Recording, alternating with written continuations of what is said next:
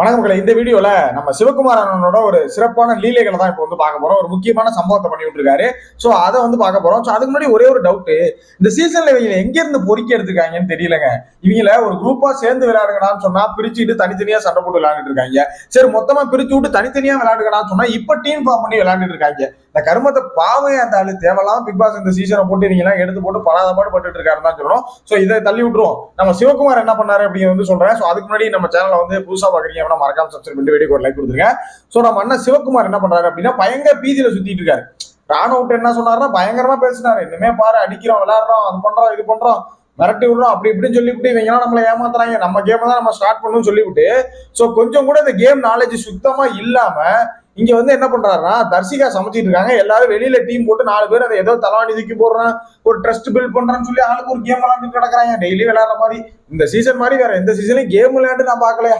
சரியா, அந்த மாதிரி கேம் விளையாண்டுட்டு இருக்காங்க ஜாலியா ஸ்கூல் பிள்ளைய மாதிரி. இவங்க 2 பேர் நம்ம இவர் வந்து ஜாமம் கழுவிட்டு இருக்காரு சிவகுமார், தர்சிகா வந்து சமைச்சிட்டு இருக்காங்க. சமைக்கிறதுக்காக அங்க போல பாக்கி எல்லாம் விளையாண்டு இருக்காங்க. உடனே தர்சிகாட்ட இது இப்ப எப்படி இந்த ப்ராசஸ் வந்து எப்படி எலிமினேஷன் ஆவாங்க, இந்த வாரம் செஞ்சது வந்து கணக்குல வருமா, இந்த வாரம் இதுக்கப்புறம் செய்யறதுலதான் எலிமினேஷன் ஆகுமா, என்ன எதுன்னு அது என்ன கேம் பிளேன்னு கூட சிவகுமாருக்கு தெரியல, என்ன பண்றதுன்னு கூட தெரியல. கேட்டா நான் வெளியில இருந்து யோசிச்சுட்டு தான் வந்தேன், ஒஸ்ட் பிளேயர் வாங்கணும், அதை வாங்கணும், இதை வாங்கணும்னு. அது ஒரே வார்த்தை தர்சிகா ஆகா இவன் ஏதோ நேக்கா பிளான போறான் அப்படின்னு சொல்லிட்டு கரெக்டா தர்சிகா சொல்லிட்டாங்க. நீ இதுக்கு முன்னாடி என்னத்தை கிழிச்சிங்கிறது கனவுல இருக்கணும், இந்த வரவுல இருக்கணும்.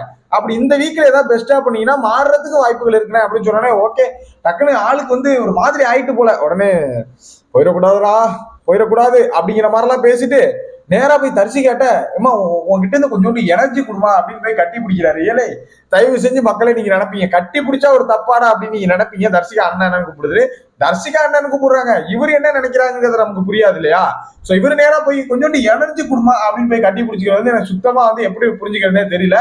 சரி, இதை வச்சுங்க. இதுக்கு இன்னொரு எக்ஸாம்பிள் சொல்றேன்.